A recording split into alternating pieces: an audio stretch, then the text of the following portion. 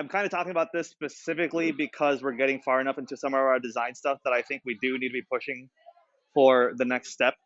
And this is just a mechanical breakdown.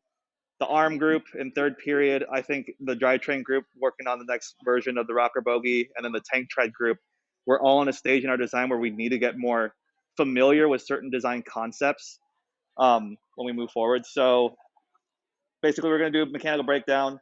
I think the biggest thing, just going back to where we left off, we looked at a lot of top level stuff that, since you guys don't have like prior experience on how to break that down, might still be a little confusing to look at.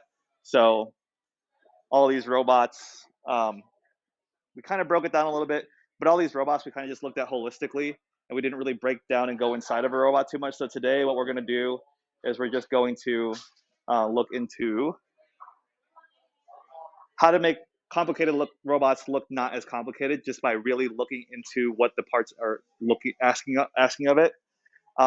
So we want to take complicated looking robots and make them look simpler by breaking them down a little bit more. So in those two complicated looking robots, you have basically the same types of systems. You can see that they designed it differently, but they can be broken down really easily.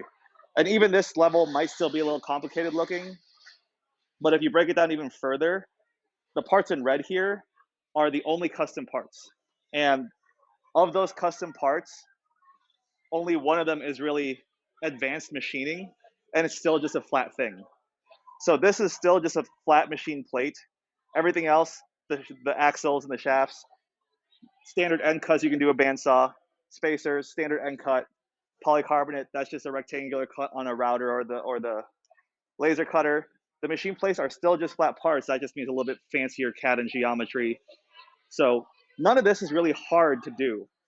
Most of the stuff on here that actually does the work are purchased parts that, as long as we know where to look for them, and as long as we know where they exist, it's not hard for us to make stuff that looks like this and performs this well. It's just understanding the context of where things belong. So just going basically, like I said, most of the stuff that is custom is just random parts that you buy online and modify a little bit. And the parts that are really about how the system works are just parts that you buy and understand how to adapt to make sure they actually work the way they're supposed to work. Ooh, passes. This is actually a signature thing.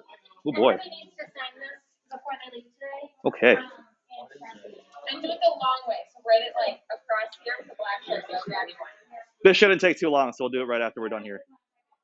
It's for your senior picture.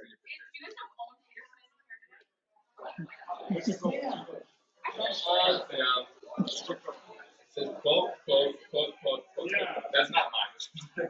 Okay, let's keep going here.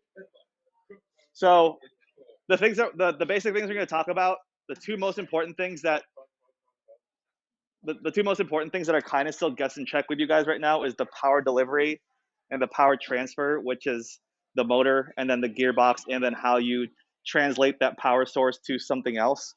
And I want to get a little bit more concrete. I'm not going to give you the final answer here, but I want to at least get you started on how and where to look. So power delivery is the source of the power that you get, and that's a motor. And you're used to something like this that kind of is a combination of power delivery and power transfer. But in FRC, these are super common, and FRC has a lot of the same applications as RoboCup does. So for me, there's no reason why we shouldn't use this stuff in our designs. So just know, when I say power delivery, it means the motor source or the power source. It can also be pneumatics. And when I think power transfer, that's either creating a better reduction to give you a better torque and speed ratio, or getting your power from here and making it go all the way over here. So the arm group, that's really important because you're trying to get motor power here, make an arm move up here, and keep the weight low. So keep that in mind. These are the main ways we do it. The lightest weight is obviously pulleys because it's all plastic parts. Chains and gears are obviously another way we do it. Gears for the power translation inside a gearbox. That's really important for us.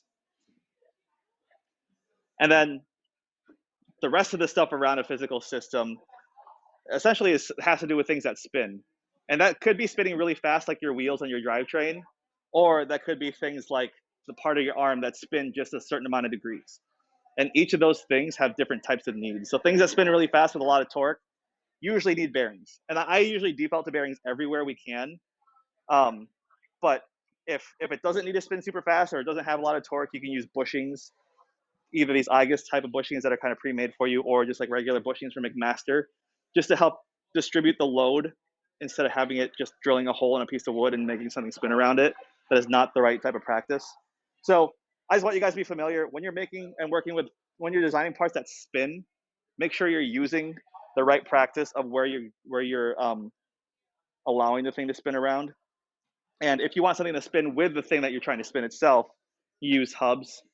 I think the tread group and the arm group are fairly familiar with these hubs by now. We've got a few and we're using them to help with spinning. So just to break it down, this is kind of my last slide.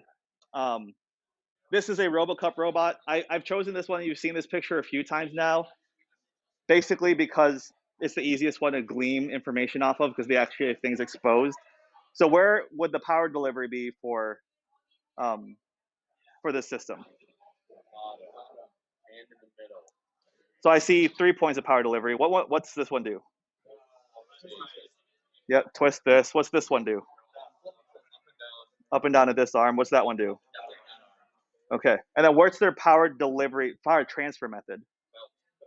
Yeah. So all 3 of these are belts. Like this one is literally just a belt that they turned inside out and they glued to a piece of wood. So they also have gearboxes in here that's really hard to see, but they have gearboxes to reduce it, to make it more torquey. And then they have the final stage belt to actually move it. They do also have bearings in these systems as well. And then the last thing they do for power delivery, or the things that spin, is the hub here. They actually 3D printed their own hubs. Oops. Yeah, they 3D printed their own hubs because it was just really easy for them to do. We can do that too. We can print around the housing. But I just want you guys to know that there are proper ways of doing this. The places I want you to go and we can kind of just use as our like go-to is Andy Mark, Vex Pro, and West Coast Products. Those are 3 FRC centric